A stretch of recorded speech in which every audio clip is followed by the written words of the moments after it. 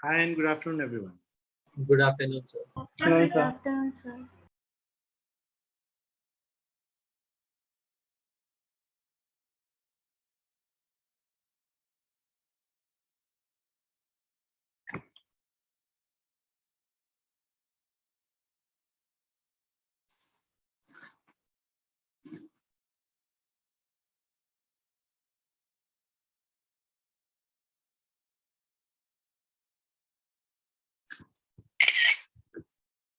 सो हम लोग पिछली क्लास में क्वेश्चंस कर रहे थे, वो भी कंटिन्यू करेंगे और दिव्यांशी के कुछ डाउट्स हैं, उन डाउट्स को पहले हम कर लेते हैं।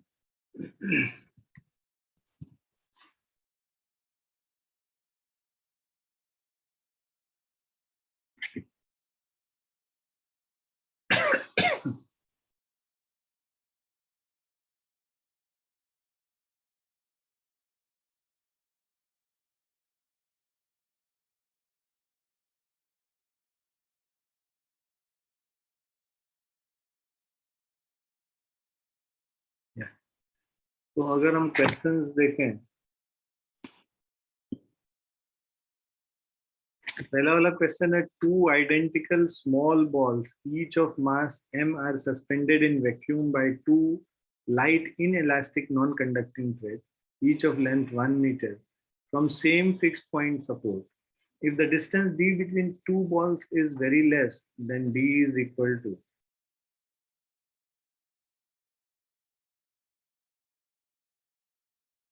ये d है इनके बीच में, मास m है, सेम पॉइंट से सपोर्टेड है। अब इसका फ्री बॉडी डायग्राम बनाएंगे। mg हो गया, ये मान लो टेंशन T है, तो अगर हम लोग ये डिस्टेंस थीटा रखते हैं तो इधर भी ये थीटा हो गया, ऊपर इधर T cos थीटा हो गया, और इस तरफ जो फोर्स है वो T sin थीटा हो गया। और जो इनके बीच में एक, बिकॉज इन पे चार्ज आर सस्पेंडेड, इन पे चार्ज जो है Q है, राइट, तो उसके वजह से जो एक इलेक्ट्रिक फोर्स लगेगा इस डायरेक्शन में, so this electric force Fe is equal to T sin theta. अब sin थीटा जो है इसको हम लोग रिप्लेस कर सकते हैं tan थीटा से, क्योंकि थीटा स्मॉल होगा because the distance is less. So अगर sin थीटा भी ले लोगे तो भी चल जाएगा, लेंथ L है, so this is equal to, अब ये d/2 है, ये L है, तो इसको हम लोग कर लेंगे परपेंडिकुलर बाय हाइपोटेनस, मतलब d/2L हो गया, t इंटू d/2L, ये साइन थीटा की जगह इसको रिप्लेस कर लेंगे। Fe is kq square upon इनके बीच में जो डिस्टेंस है d square is equal to t into d/2L। हम लोगों को निकालना है d का वैल्यू, इधर लेके चले जाएंगे, 2L kq square upon t is equal to dq, और इसको सॉल्व कर लोगे हॉरिजॉन्टल, इसको वर्टिकल वाले को, तो t cos थीटा mg के बराबर आ गया। थीटा स्मॉल है ना, तो उस केस में t is equal to mg हम लोग सब्स्टिट्यूट कर सकते हैं यहाँ। So since theta is small, so t cos 0 1 होता है, तो t is equal to mg हो गया। इसको यहाँ पे डाल दोगे तो हमारा हो जाएगा 2 times KL/Q square by mg raised to the power 1/3 is equal to, so 2 KL/Q square by mg raised to the power। आगे समझ? Yes, sir. लिख लो बेटा।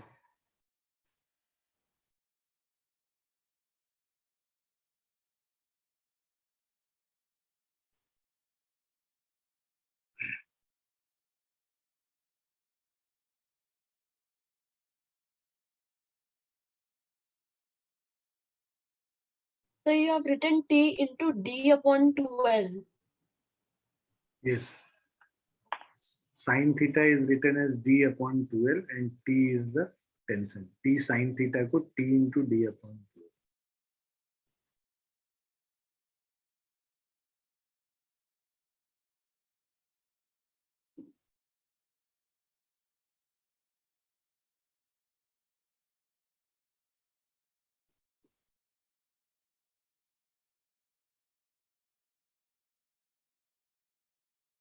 लिख लिया?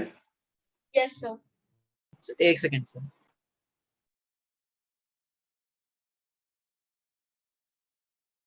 Okay sir.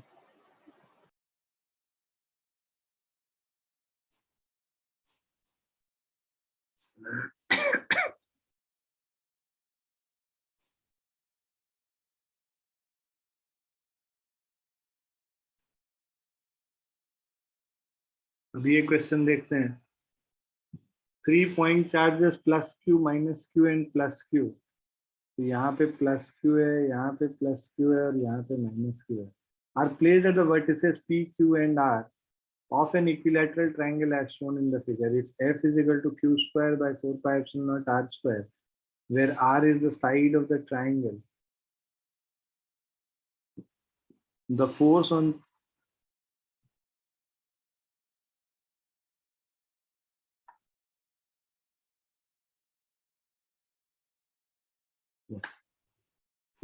charge at p due to charge at q and r is. अब देखो minus q है plus Q है, तो इसकी वजह से अट्रैक्टिव फोर्स होगा इधर, प्लस क्यू और प्लस क्यू इसकी वजह से रिपल्सिव फोर्स होगा इधर. इन दोनों का जो रिजल्टेंट होगा वो इस डायरेक्शन में होगा, राइट. अब ये इक्विलैटरल ट्रायंगल है तो ये जो एंगल होगा ना और ये जो एंगल दोनों सेम है, और ये थीटा और ये थीटा इक्वल, राइट. तो ये अगर हाफ पे आएगा तो ये r/2 हो जाएगा ये डिस्टेंस. अब ये f और f, ये एस एफ है दोनों का. अगर रिजल्टेंट देखोगे यहाँ पे, और ये थीटा थीटा, ये बेसिकली 2f cos थीटा हो गया, राइट. तो इसका डायरेक्शन तो नेगेटिव एक्स डायरेक्शन में, ये तो हमें पता चल गया. और ये जो थीटा है ये 60 डिग्री है, थीटा थीटा 120 डिग्री हो गया.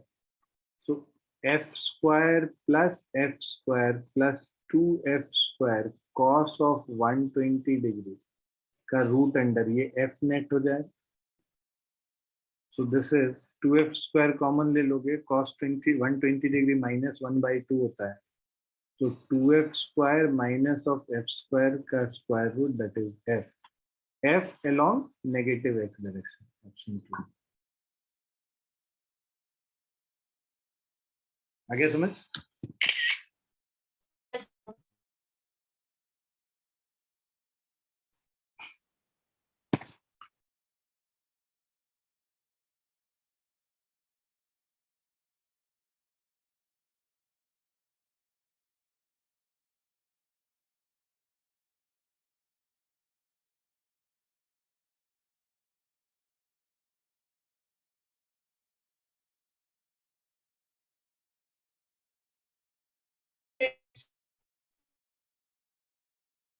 लिख लिया ना आप लोगों ने? Yes.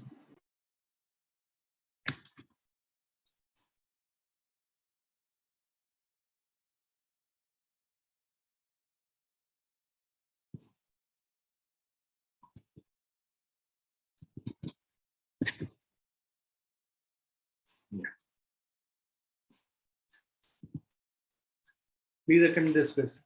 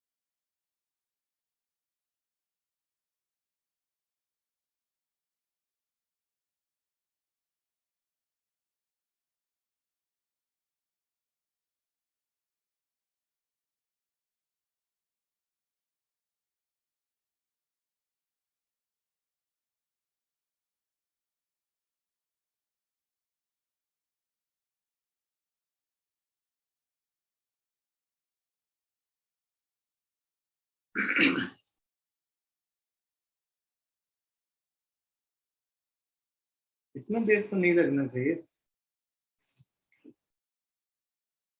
Two balls each of mass 1 gram are suspended by an insulating string length of length 1 meter.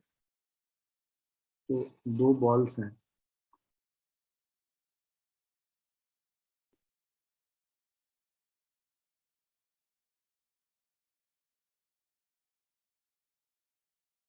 Option में से बताएगा ना सिद्धांत, तो तुम नया आंसर निकाल के बता रहे हो वाले.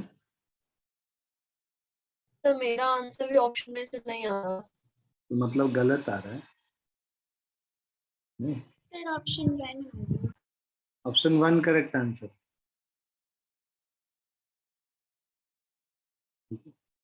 देखते हैं कैसे आ रहा है.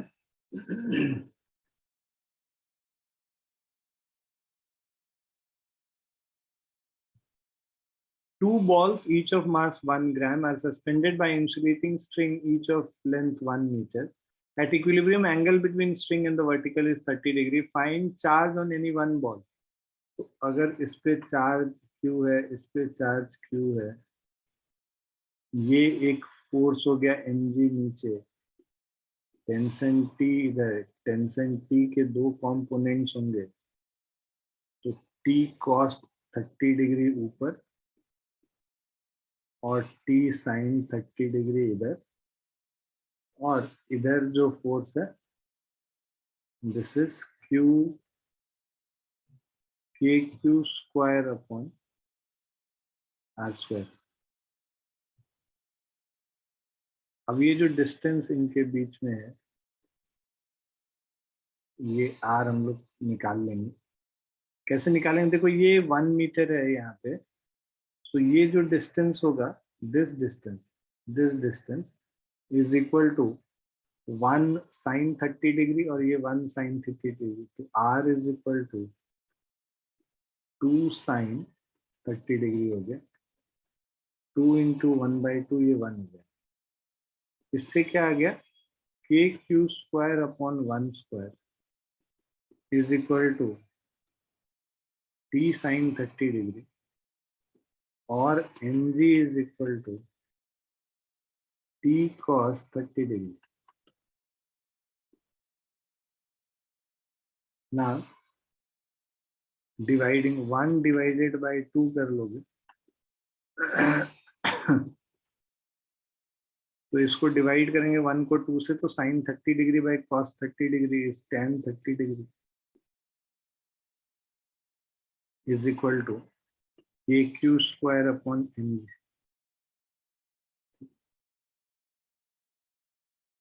अब ये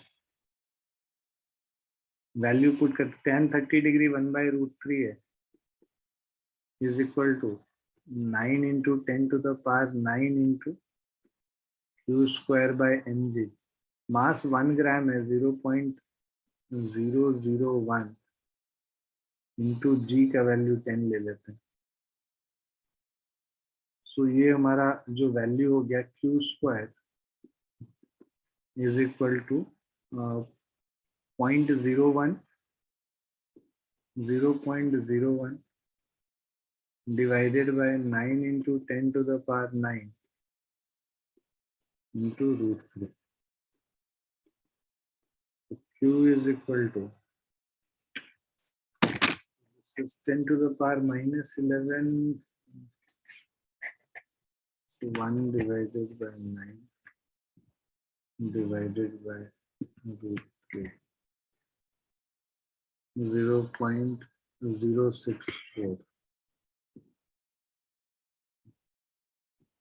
0.064 into 10 to the power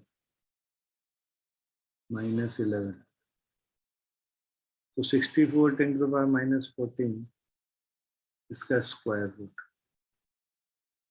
8 into 10 to the power minus 7 0.8 माइक्रोकिलोमीटर।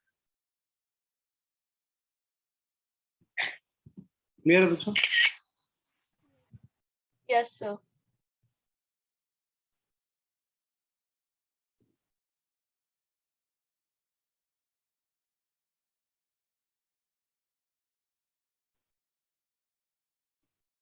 लिख लीजिए तुम।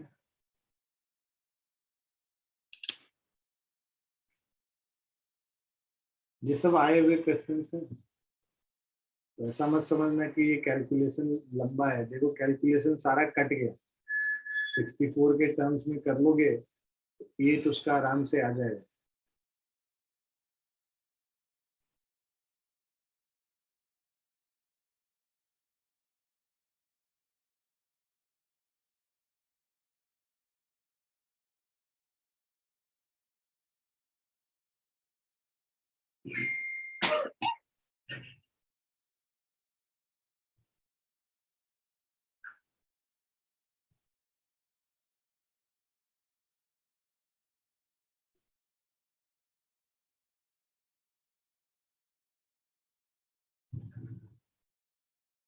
सर सर वो क्यू स्क्वायर के आगे से समझ नहीं आया। क्या समझना, कैलकुलेशन समझाना है तुमको। Yes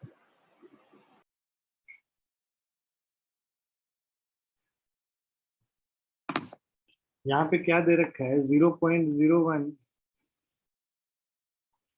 divided by 9 into 10 to the power 9√3।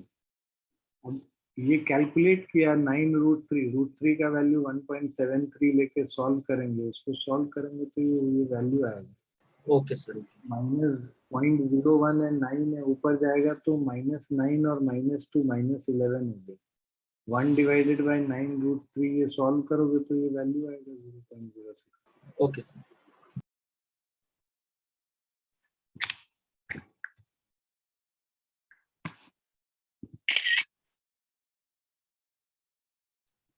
Next question.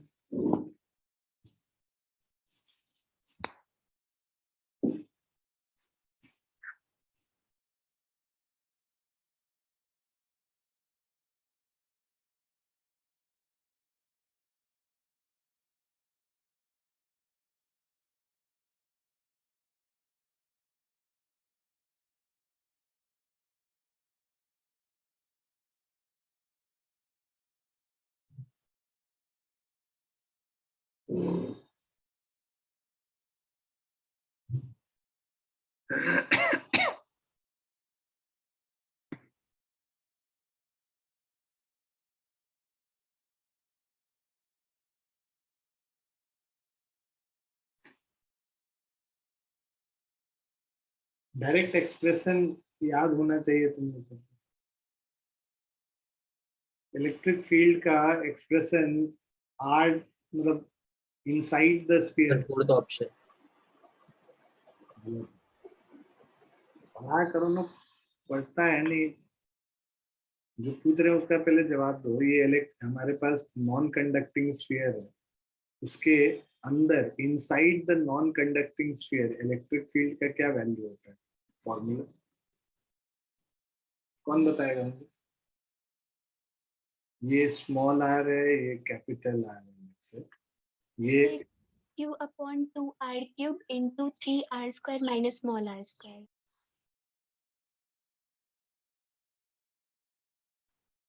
इतना ज्यादा है क्या?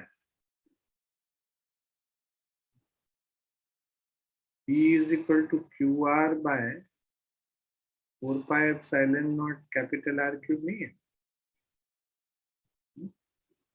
कैलकुलेट करके देख लो। हम लोग को पहले क्या है, जो इलेक्ट्रिक फील्ड यहाँ पे होगा ना, वो जो बाहर वाला जो अंदर वाला जो पोर्शन है उसी के वजह से बस इलेक्ट्रिक फील्ड होगा। बाहर वाले पोर्शन से कोई भी इलेक्ट्रिक फील्ड नहीं होता है अंदर, राइट। आउटर ये पोर्शन जो बचा हुआ पोर्शन है, इसमें जो चार्ज होगा उसका कोई इफेक्ट नहीं होगा यहाँ पे इलेक्ट्रिक फील्ड। तो इसके वजह से अगर टोटल चार्ज लेट से इसमें कैपिटल क्यू था, तो जो चार्ज पर यूनिट वॉल्यूम क्या हो जाएगा? Q by 4/3 pi capital are cube. और 4/3 पाई, अगर इसको, ये हमारा हो गया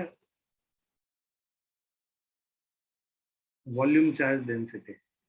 अब अगर हम लोग को अंदर जो चार्ज है, एनक्लोज्ड चार्ज, वो निकालना है, that is rho into 4/3 pi r cube, volume of the inner sphere, जो उस पॉइंट के अंदर जो स्फीयर है, so which is equal to q by 4/3 pi capital are cube into 4/3 pi small r cube. 4/3 pi cancel हो गया, sorry.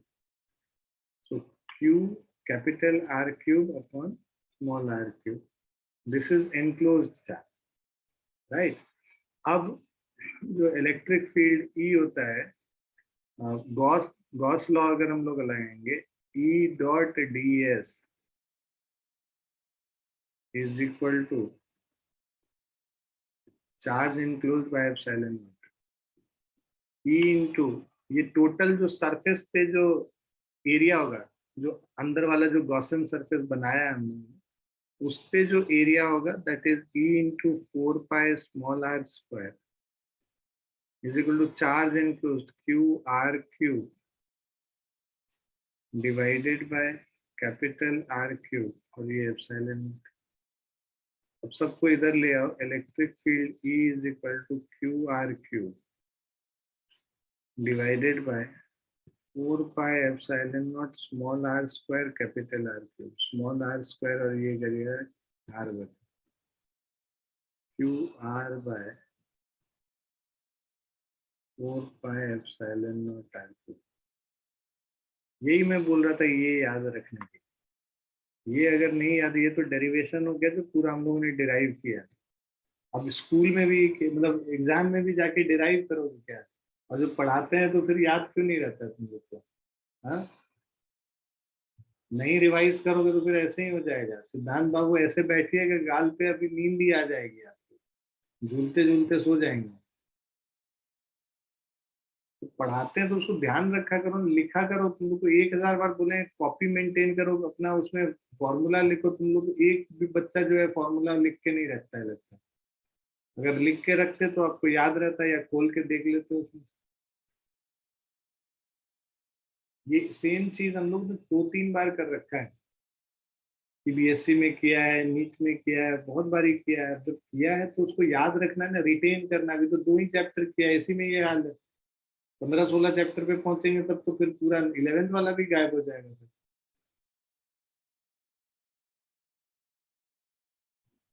अब electric field at a distance of r, E is proportional to, अब तो देख के बताओ अब क्या है, ई किससे प्रोपोर्शनल है भाई? ये The electric third option. Sir third option. Third option पे है ना, E is directly proportional to R, right? तो ये यूज करना। तो अगर तुमको ये याद रहता फॉर्मूला तो कितना टाइम लगता करने में? फॉर्मूला नहीं याद रखोगे तो फिर सब गोबर है। और नीट में तो यही चीज है, जितनी याद रखोगे चीजें, जितना रिजल्ट्स याद रखोगे, उतना स्पीड तुम्हारा अच्छा होगा और उतना जल्दी तुम कर पाओगे। सारे डायरेक्ट एप्लीकेशंस वाले क्वेश्चंस होंगे। कोई आईआईटी का एग्जाम तो बैठे थोड़ा ना देने के लिए कि कॉन्सेप्ट पे बात कर रहे हैं। तुम लोग को तो वो तो हम ऐसे ही बहुत कॉन्सेप्ट पढ़ाते रहते हैं, कॉन्सेप्ट सीखो फिजिक्स सीखने के लिए। बट ये सब जो चीज है तुमको याद रखना है सबका। एक तुम लोग को बोले ना एक कॉपी बनाने के लिए और अपना उसमें सारा फॉर्मूला एक जगह लिखने के लिए, कहाँ किसी के पास भी नहीं होगा हमको लगता है। फॉर्मूला ढूंढ ढूंढ के निकालो, स्टडी मटेरियल से निकालो, इधर से निकालो, जो पढ़ाते हैं वो निकालो, उन सबसे फॉर्मूला एक जगह लिखो। और एक जगह लिखा होगा ना तो एग्जाम के एक रात पहले वही पढ़ा जाता है जो तुमने पूरे साल फॉर्मूला लिखा है। I'm not talking about only physics. I'm talking about chemistry also or bio also. Whatever important point you are writing, make 3 copies. पतली फिजिक्स के लिए तो पतली सी एक कॉपी बना दो। उस पतली सी कॉपी में एक लाइन से फॉर्मूला लिखना शुरू करो। अभी से ही शुरू करो ना, 12th वाला करो। बाद में जब 11th रिवीजन करेंगे तो उस समय 11th का लिख लेना। ठीक है, क्लियर है? Yes, sir. करके अब अगली क्लास में देखेंगे क्या लिखे हो तुम लोग। अपनी अपनी कॉपी दिखाना तो देखें क्या लिखे हो, कितने पेज लिखे हो। तो सारा पोटेंशियल का, इलेक्ट्रिक फील्ड का, कूलम्स लॉ का, इलेक्ट्रिक पोटेंशियल का, गॉस लॉ का, यहाँ तक हम लोगों ने पढ़ लिया है। तो ये सारे कॉपीज में तुम्हारे बने हुए हैं। चलिए नेक्स्ट पे चलते हैं।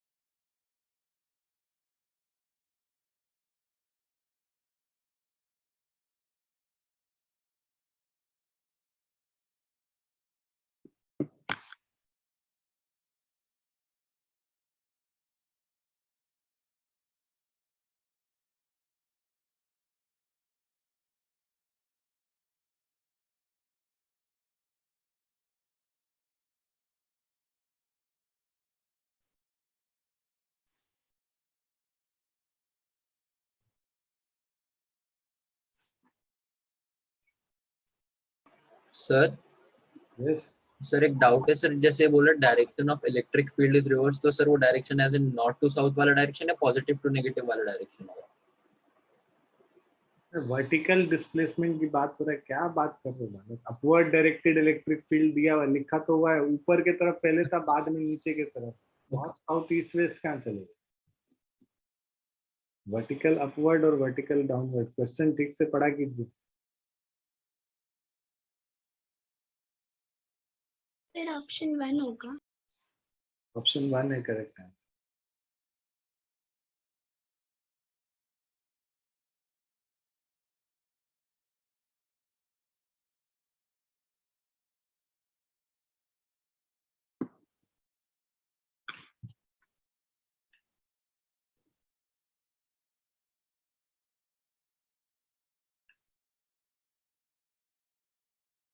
यहाँ पे क्या क्वेश्चन दे रखा है? An electron falls from rest through a vertical distance h in uniform and vertically upward directed electric field.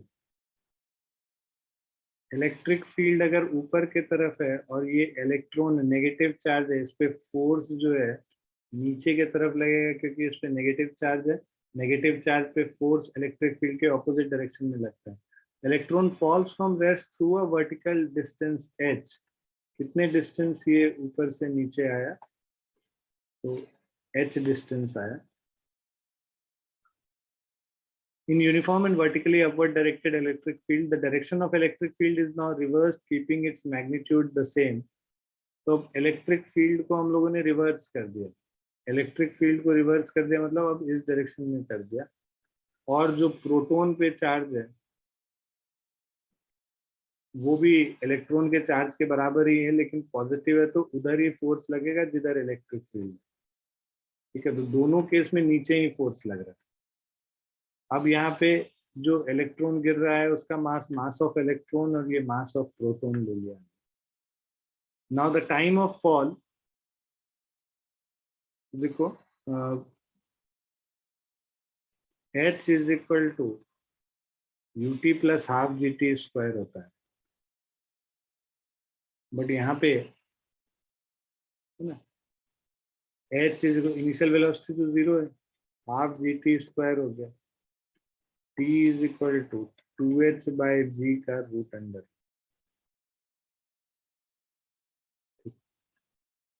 मतलब g नहीं, मतलब sorry, half a y t square करिए। एक मिनट बच्चों, half a y t square, तो h is equal to half a y t square, तो 2h upon a Y.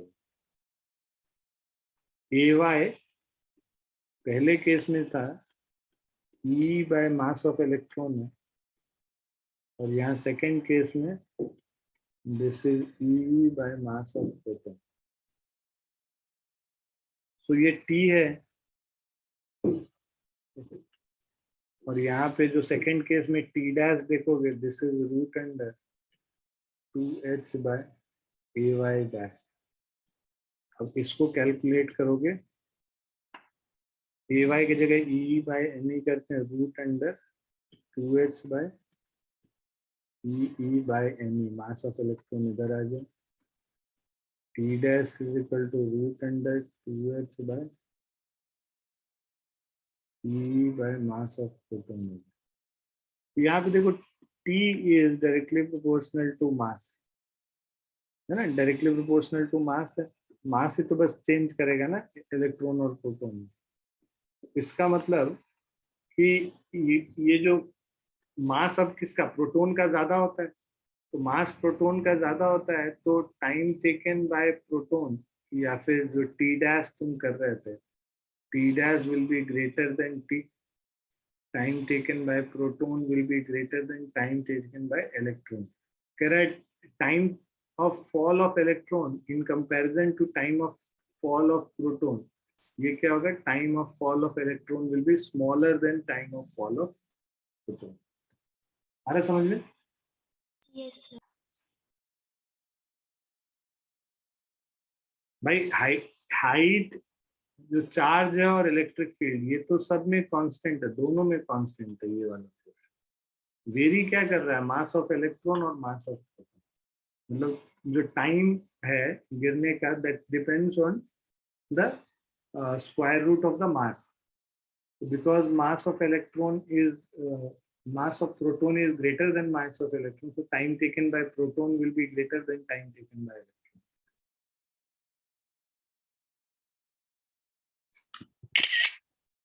आगे समझ में बच्चों? Yes, sir. लिख भी लिया?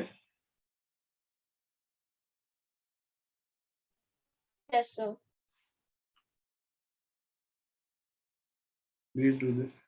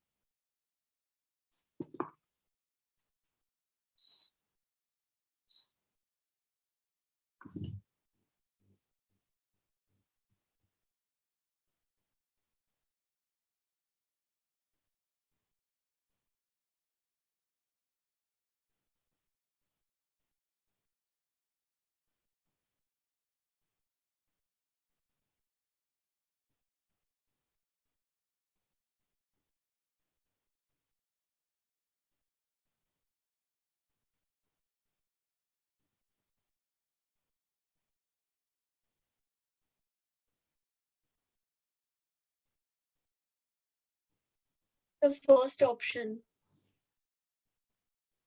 Correct. First option correct answer. क्या कह रहा है? Point charge Q is equal to 10 to the power minus 11 coulomb is placed at 4 centimeter above a square plate.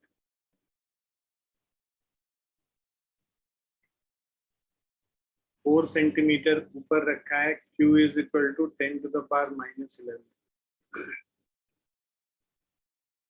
ये 8 सेंटीमीटर बाय 8 सेंटीमीटर.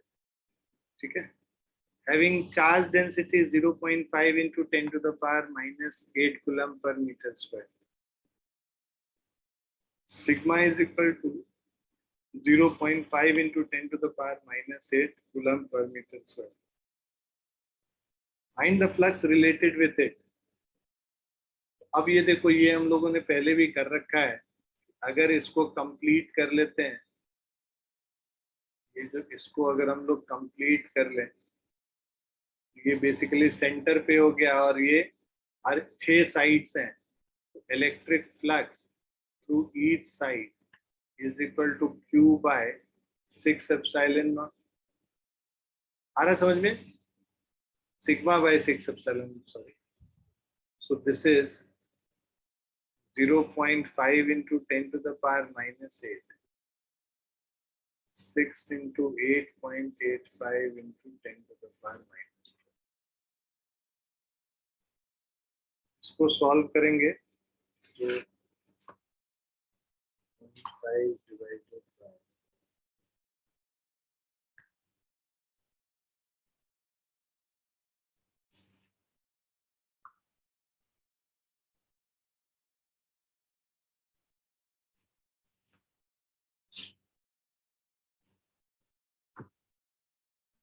सॉरी ये तो चार्ज दिया होता है ना, तो सिग्मा निकालना पड़ेगा, Q/6 Q/6 एप्सिलॉन नॉट, सही तो कर रहे हैं। Q/6 एप्सिलॉन नॉट है 10⁻⁻11। इसका जरूरत नहीं है हम लोग को, Q/6 epsilon not. So this is equal to 10⁻⁻11/6. 1 divided by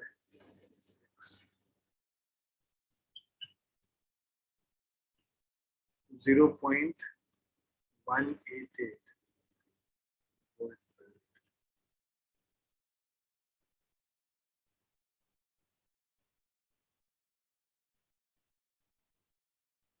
ये सिग्मा का वैल्यू जो दिया हुआ है इसकी जरूरत नहीं।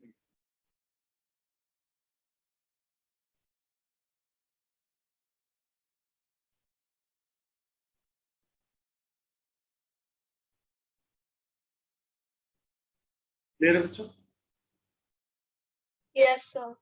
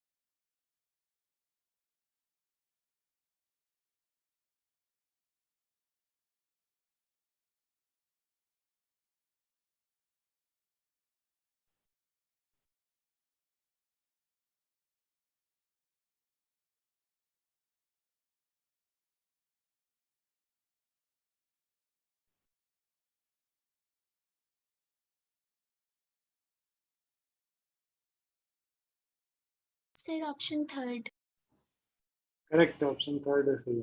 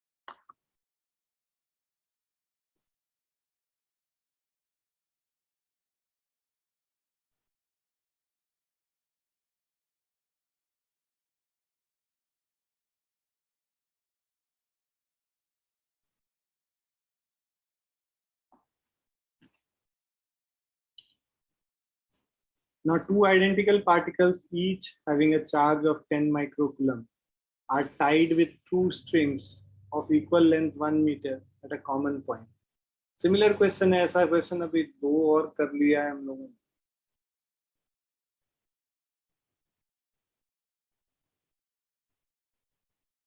इस पे भी चार्ज है 10 माइक्रोकूलम इस पे भी चार्ज है 10 micro.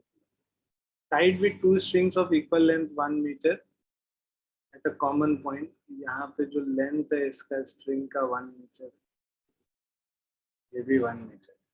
If both the strings make an angle of 30 degree with the vertical, then mass of each particle will be 30 degree with the vertical, मतलब ये भी 30 डिग्री और ये भी 30 डिग्री। mg हो गया p के साथ p cos थीटा, क्योंकि ये भी थीटा है, और इधर t sin थीटा। ये इधर force k q square upon r square होगा। ये 1 है, ये 60 डिग्री है, तो ये जो डिस्टेंस है इनके बीच में ये भी एल ही होगा, इक्विलैटरल ट्रायंगल हो गया। तो हमारा आ गया k q square by l square is equal to p sine theta and m g is equal to p cos theta. 1 divided by 2 tan theta is equal to kq square by l square into m. So tan 30 degree, so m का मास, m का value निकालना है, m is equal to kq square by l square into g, that is 10. 9 into 10 to the power 9, q square means 10 into 10 to the power minus 6 का whole square divided by L square 1 square into 10. 10 to the power minus 12 है, ये minus 13, 9, 10 to the power minus 4, 90. 10 to the power minus 5, minus 10.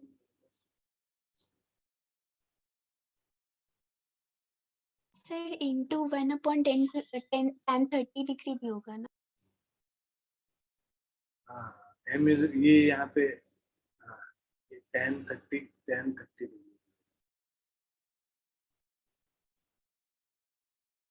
into 1/√3, तो √3 ऊपर चला गया, so this is 9√3 कर लेंगे।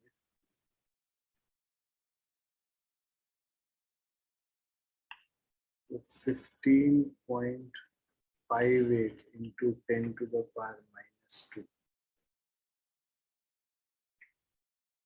minus 12 है और minus 10 और 9, minus 1, minus 2 kg, which is equal to 0.15 kg.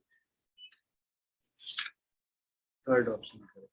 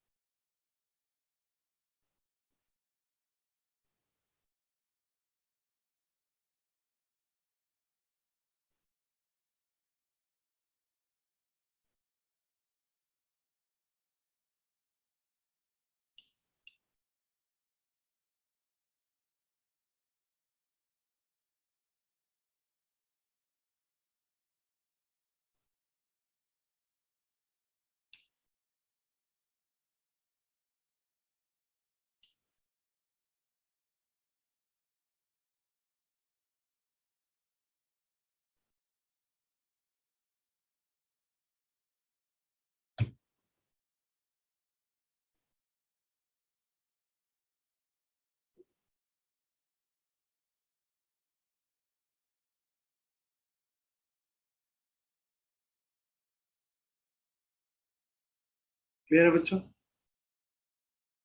Yes sir. Yes, sir. Yes, sir.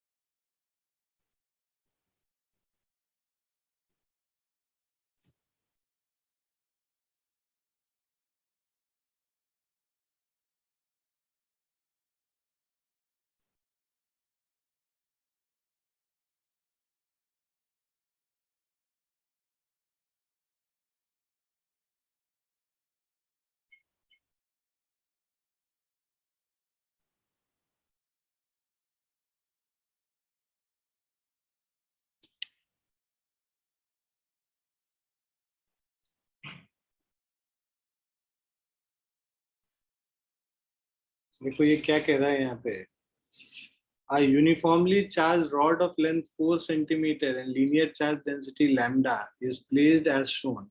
Calculate the x component of the electric field at point.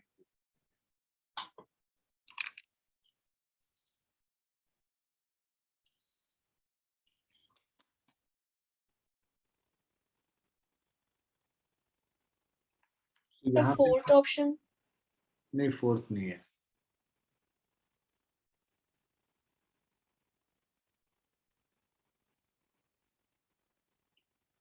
So uniformly charged rod of length 4 centimeter and linear charge density lambda is placed as shown in the figure. Calculate the x component of the electric field at point P. हम लोग क्या करते हैं, यहाँ से x distance पे एक dx width का एलिमेंट कंसिडर करते हैं. अब जो ये dx विड्थ का एलिमेंट है, इस पे जो चार्ज होगा dq is equal to lambda into dx, और इसके वजह से जो इलेक्ट्रिक फील्ड यहाँ पे होगा, right, that will be in this direction d.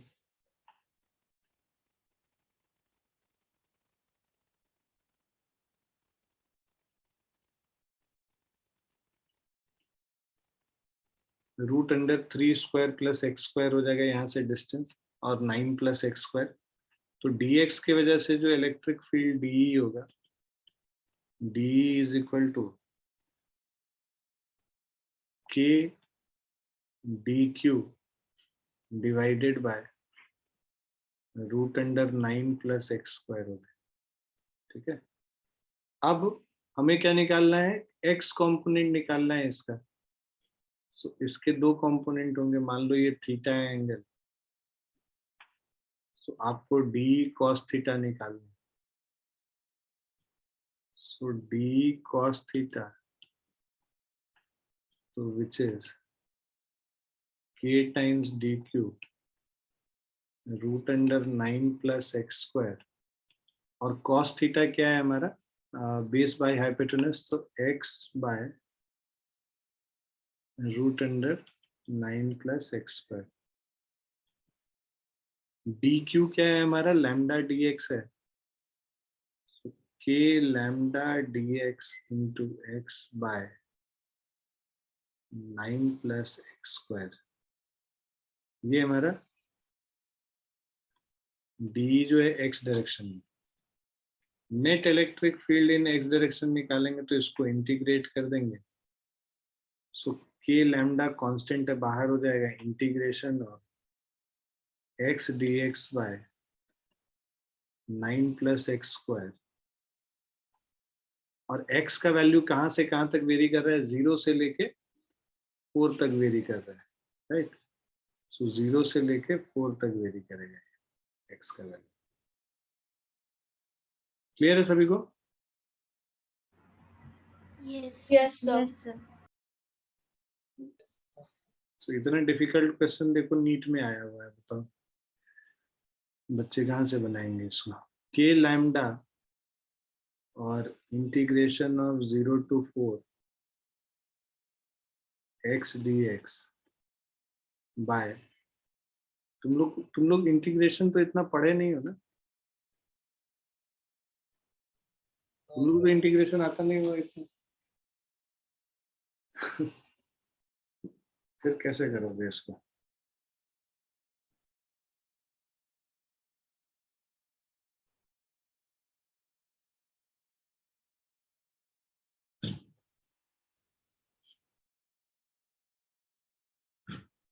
एक और तरीका है, तुम लोग ने एक फॉर्मूला किया होगा पीछे,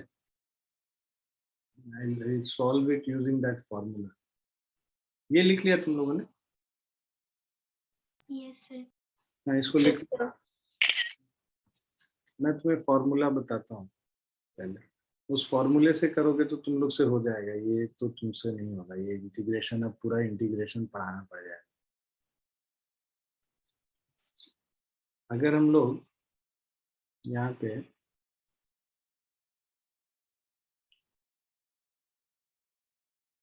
पे पॉइंट लेते हैं, और ये मान लो θ1 एंगल है,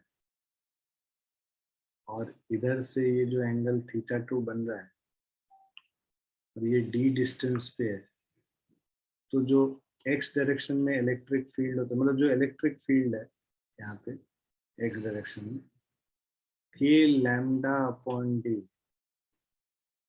cos θ2 minus cos θ1. So this is due to a charged rod, electric field due to a charged rod at a distance d.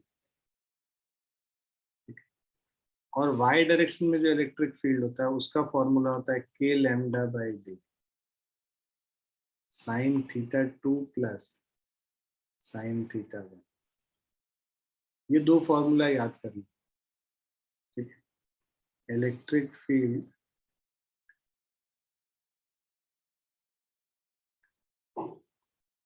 Due to a charge rod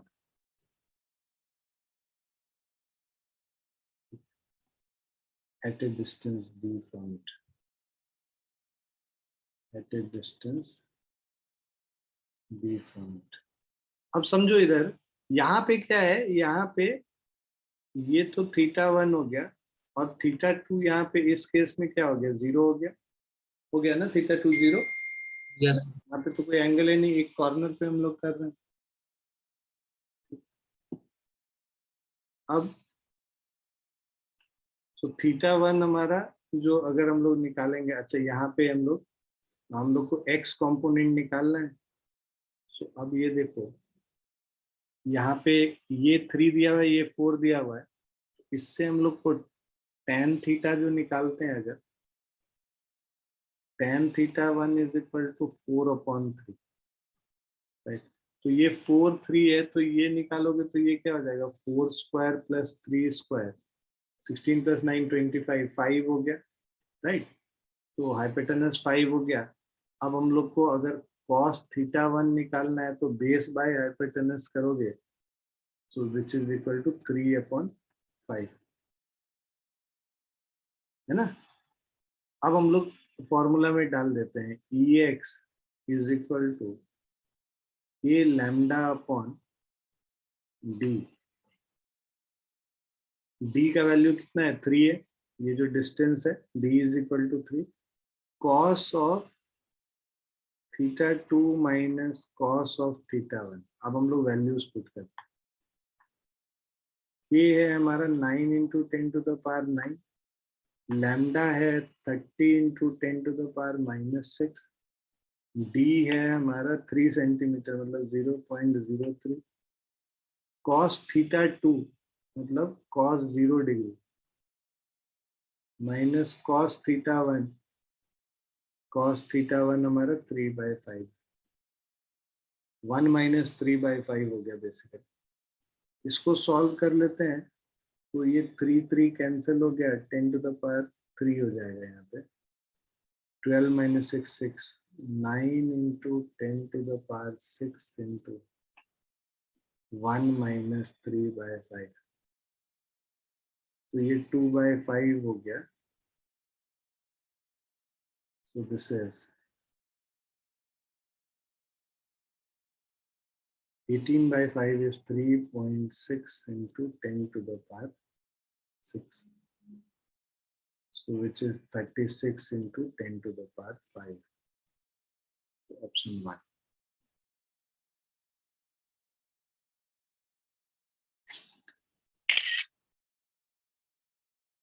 Clear बच्चों? Sir, हाँ जी. sir, why did you take 0.03? Because this is 3 centimeter, I will have to convert it into meter. So 0.03 meter only it will come. Okay, sir. The value of D is 0.03 meter. That's why we have written.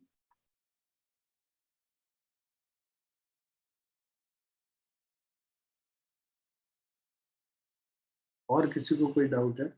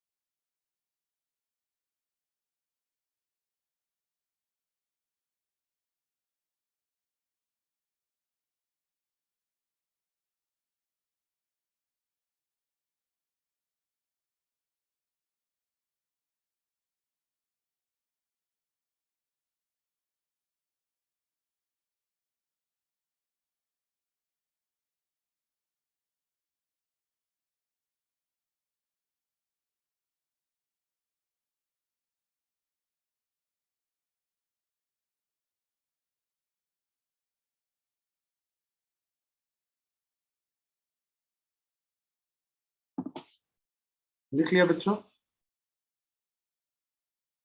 Yes, sir.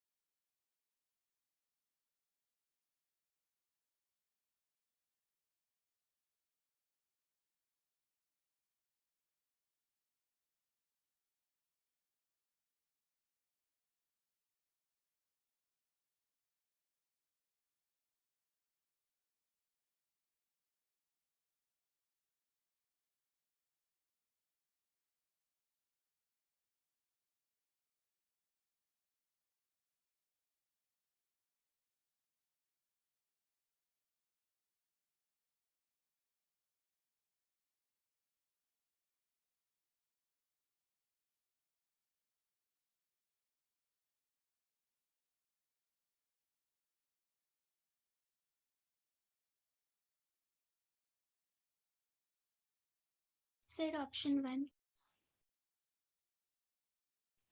Correct, option 1 सही answer. बहुत बढ़िया बेटा। Two infinitely long uniformly charged non-conducting sheets of charge density sigma each are placed perpendicular to each other as shown. What is the, देखो infinitely long का मतलब ये infinity तक ऐसे जाए। What is the resultant electric field intensity?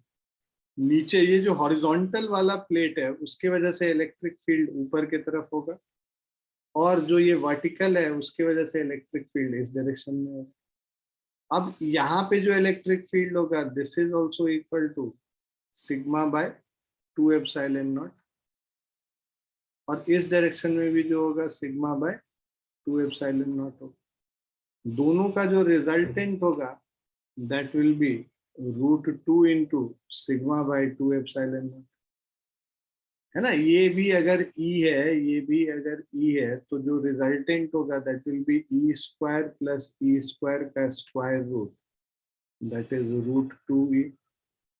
So √2E E resultant, so which is √2 into sigma by 2 epsilon naught। अब sigma का value दे रखा है √2 इंटू √2 एप्सिलॉन नॉट, सिग्मा का वैल्यू दे रखा है into 10⁻³ divided by 2 epsilon not. ठीक है, तो ये देखो एप्सिलॉन नॉट कट गया, √2 इंटू √2 होता है, तो ये इस 2 से कट जाएगा, तो ये क्या बच गया 10⁻³ बच गया।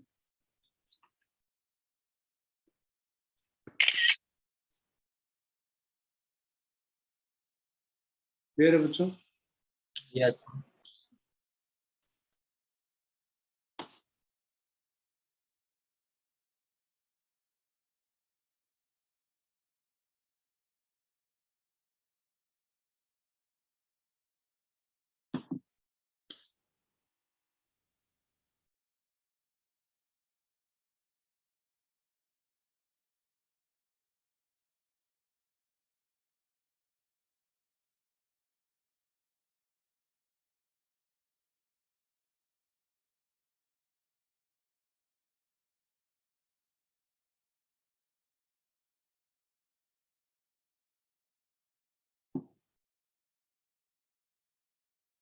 लिख लिया ना?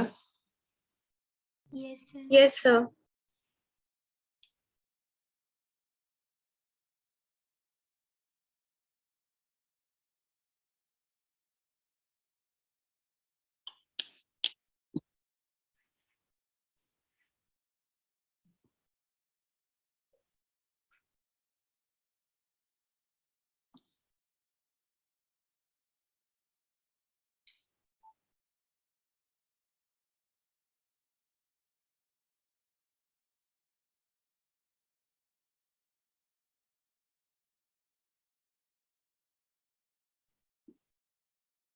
सेम ऐसा क्वेश्चन अभी हम लोगों ने किया।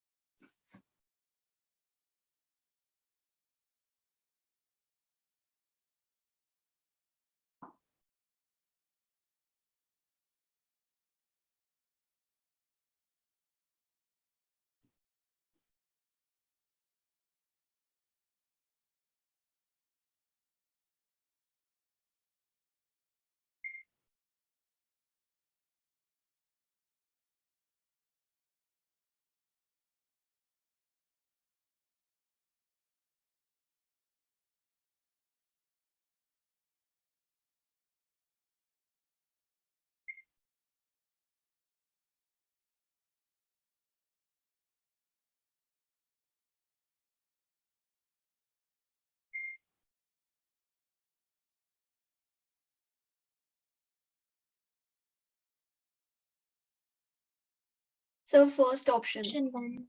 Yes, sir, first option. हाँ करेक्ट है, option 1 correct. So a charge of 12 picocoulomb, 12 into 10 to the power minus 12 हो गया, is placed at a distance of 10 centimeter directly above the center of the square of side 20 centimeter। वही है, इसके a/2 distance पे देख रहे हैं तो q/6 एप्सिलॉन नॉट हमारा इलेक्ट्रिक फील्ड हो जाता है। So 12 into 10 to the power minus 12 divided by 6 into 8.85 into 10 to the power minus 12. So 12 divided by, we have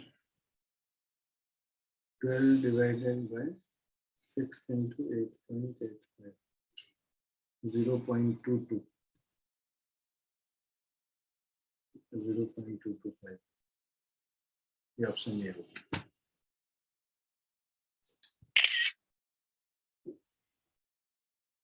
कर लिया बच्चों? Yes, sir. Yes, sir.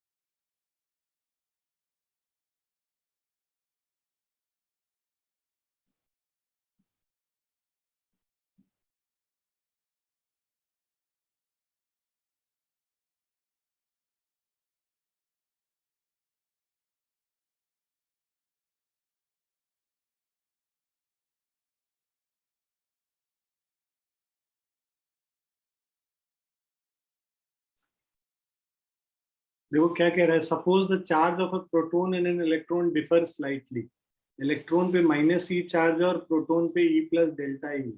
तो हाइड्रोजन एटम में कितने प्रोटॉन और कितने इलेक्ट्रॉन होते हैं? एक प्रोटॉन और एक इलेक्ट्रॉन होता है ना? तो net charge on hydrogen, net charge on one hydrogen atom is equal to E plus delta E plus of minus E। ये कैंसिल हो गया, ये बच गया डेल्टा E। ठीक है, net charge on one hydrogen atom. तो दो हाइड्रोजन एटम है, इस पे चार्ज डेल्टा E, इस पे भी चार्ज डेल्टा E।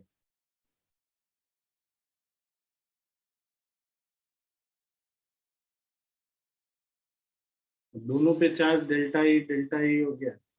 अब हमारे पास कह रहा है if the net of electrostatic force and gravitational force between two hydrogen atom। अब देखो इसमें इलेक्ट्रोस्टैटिक फोर्स तो रिपल्सिव होगा और अट्रैक्टिव फोर्स जो है ग्रेविटेशनल होगा। सो G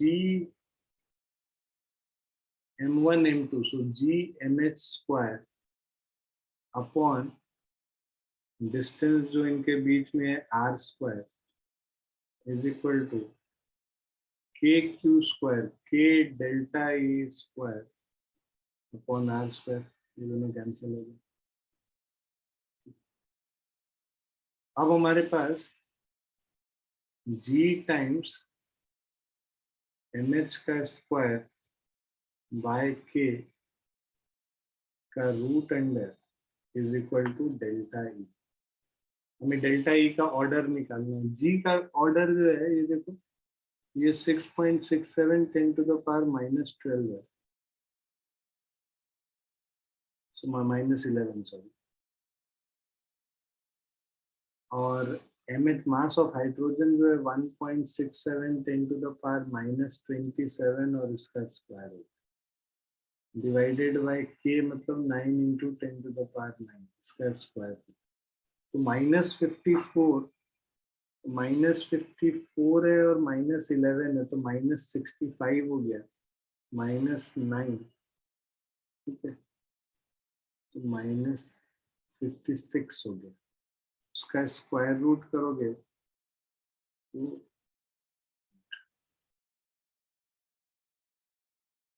54 and 11 65 और 9 74 37 10 to the power -37 के ऑर्डर का।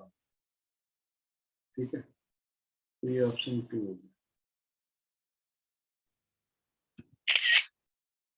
क्लियर बच्चों?